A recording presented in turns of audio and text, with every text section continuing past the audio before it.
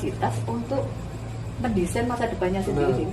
Jadi apa yang terjadi dalam hidup kita itu ya tergantung apa yang kita prepare.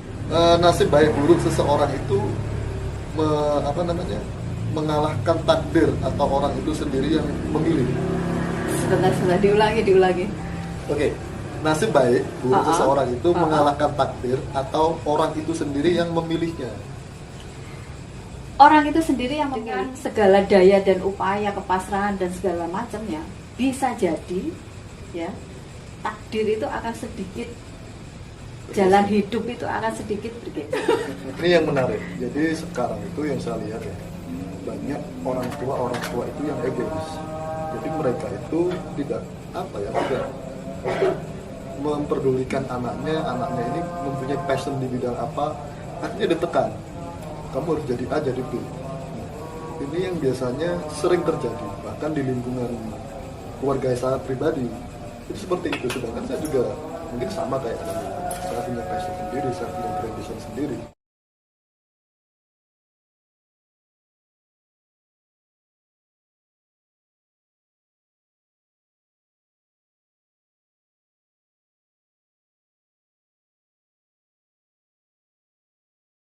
Di Nusantara. Iya.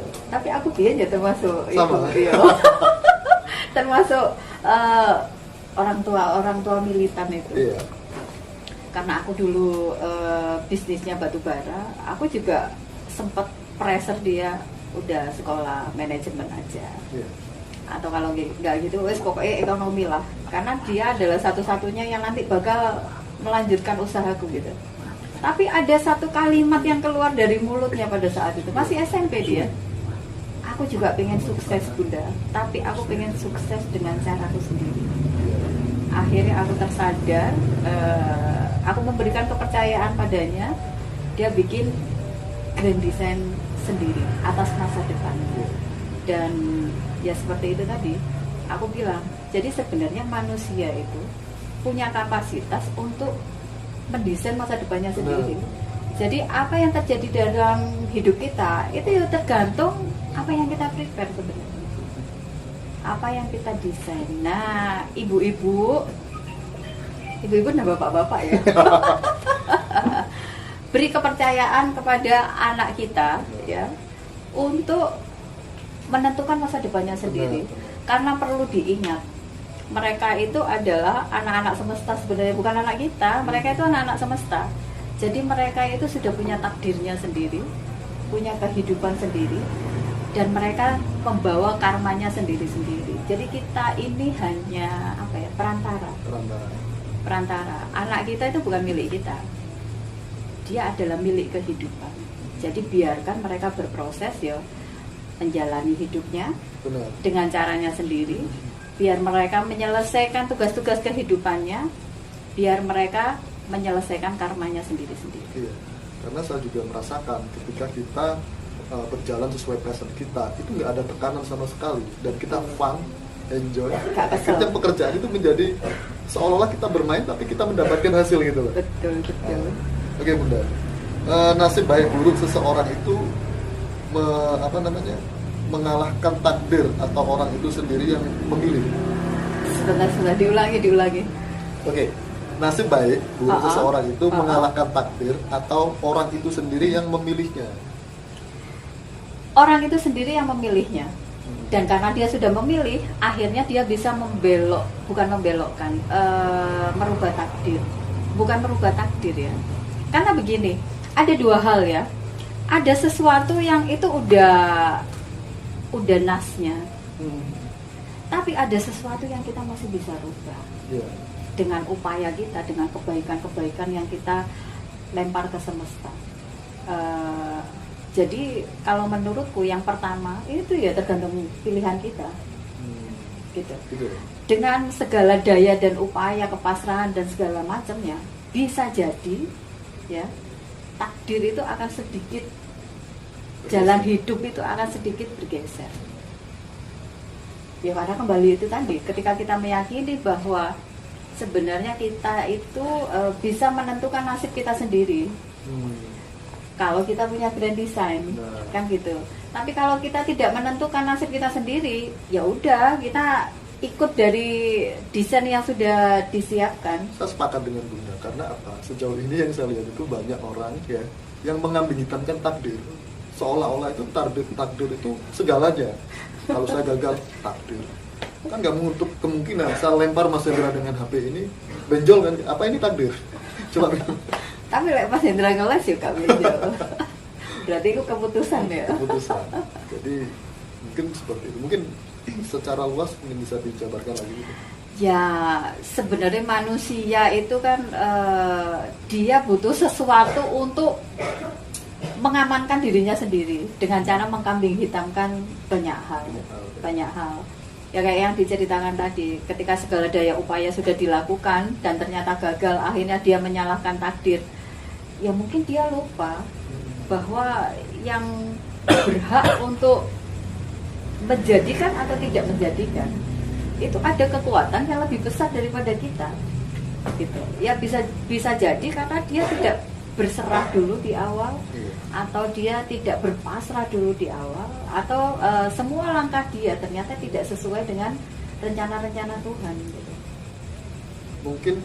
Mungkinkah yang namanya takdir itu sama dengan garis kehidupan, Bu? Iya. Ada kan dua istilah itu. Kadang sebagian orang mengatakan itu garis kehidupan kita.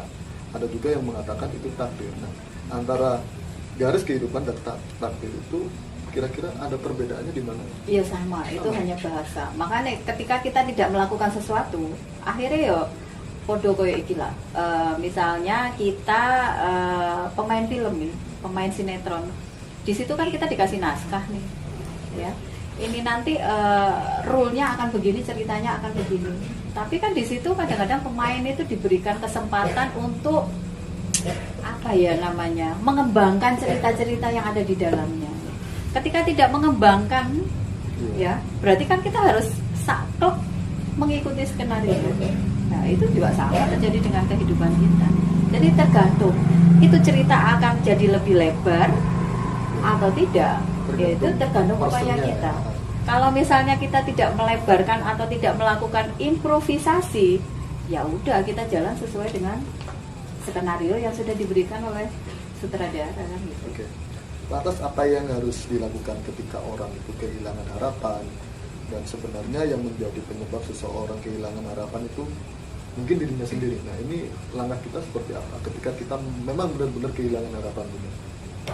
Ketika kita kehilangan harapan, orang-orang yang kehilangan harapan biasanya iki secara spiritual itu tidak terlalu dekat dengan Tuhan lah, ngomong kasarnya gitu ya. Ketika dia hubungannya itu tidak terlalu dekat.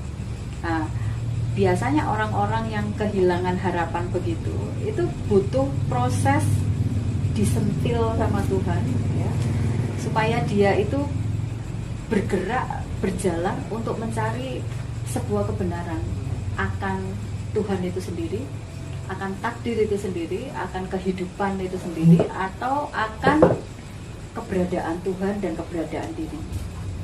Jadi orang-orang wes benar-benar putus asa, kehilangan harapan boleh dibilang putus asa ya. Karena dia sudah nggak punya pegangan, dia udah nggak bisa percaya pada dirinya sendiri, dia tidak bisa percaya dengan kehidupan, apalagi dia percaya dengan Tuhan yang tidak pernah dia lihat. Jadi cannot confident with everything. Iya. Jadi kadang juga ada ketika dia arahnya itu tidak ke Tuhan, tapi ke arah yang negatif. Contoh misal, wah aku tak ke Gunung Kawi aja lah.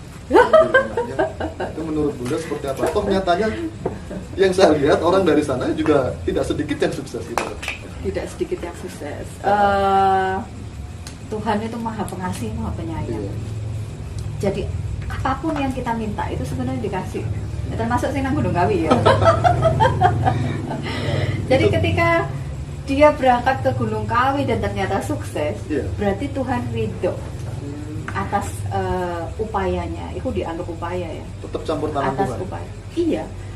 Apapun yang terjadi di dunia ini, di kehidupan ini, semua yang bergerak, bergeser, bertumbuh, berkembang, itu semuanya ada campur tangan Tuhan di situ. Jadi nggak ono sing tidak ada campur tangan Tuhan. Makanya Tuhan itu maha pengasih, maha penyayang. Karena apapun yang diminta dengan jalan apapun, jika itu sesuai dengan rencana Tuhan, pasti kabul. Nah, terus ini Bunda, ini menarik ini. Jadi ketika kita bersekutu dengan Tuhan, itu kan dibilang dosa ya, menyekutukan Tuhan, meminta dengan Tuhan, dan itu juga ada gambaran sebuah neraka nanti jadi jaminannya. Dan ketika seperti itu, kenapa Tuhan ciptakan setan? Nyatanya juga nanti dianggap bersekutu kan. Wong kita minta sama setan juga dikasih ya, atas campur tangannya Tuhan itu sendiri. Nah, ini seperti apa? Nah, aku lanjutkan dulu yang tadi ya. Iya, monggo. Yang Tuhan itu maha pengasih, maha penyayang. Jadi apapun yang kita minta dengan cara apapun kita minta, itu dia pasti kasih. Tapi kita harus paham, ada konsekuensi yang harus kita tanggung atas jalan yang kita pilih. Misalnya jalannya ke Gunung Kawi, ya kan ada dua nih. Oke, aku akan bekerja keras, bekerja cerdas, bekerja lebih pinter. Misalnya aku kudu meguru dengan Mardi Guwowi mungkin supaya suksesnya bisa kayak dia. Nah, pilihan kedua pergi ke Gunung Kawi. Dua-duanya ini akan sukses kalau itu sesuai dengan rencana Tuhan, sesuai dengan rancangan Tuhan. Tapi konsekuensinya beda. Kalau kita memilih untuk berjuang, ya, berjuang untuk menuju kesuksesan dengan cara yang benar, ya insya Allah tidak akan menimbulkan karma-karma baru atau yang notabene karma-karma buruk. Tapi ketika kita di Gunung Kawi, ya mungkin upayanya itu tidak selelah yang pertama, lebih cepat. Tapi kan ada konsekuensi logis yang harus kita terima dan harus kita sadari. Itu akan membangun karma buruk untuk diri kita sendiri, juga untuk orang-orang di sekitar kita. Oke. Selanjutnya giliran saya, Bunda. Ya. Terkait dengan asik banget gitu. Terkait dengan ini, Bunda, apa tuh namanya? Indikator orang yang sudah tercerahkan tuh indikatornya apa sih sebenarnya? Indikator ini secara apa nih? Secara yang terlihat. Iyalah. Secara yang terlihat. Atau yang dialami dalam kehidupan sehari-hari dia seperti apa? Kalau yang terlihat yang gampang dilihat ya, gampang dilihat orang. Itu biasanya orang itu teduh ya. Teduh ya. Jadi orang itu teduh, nyenengke gitu kalau dilihat itu, adem gitu Bapak. Di mana aja dia berada itu selalu membawa atmosfer yang berbeda, gitu. Memberikan kenyamanan kepada banyak orang.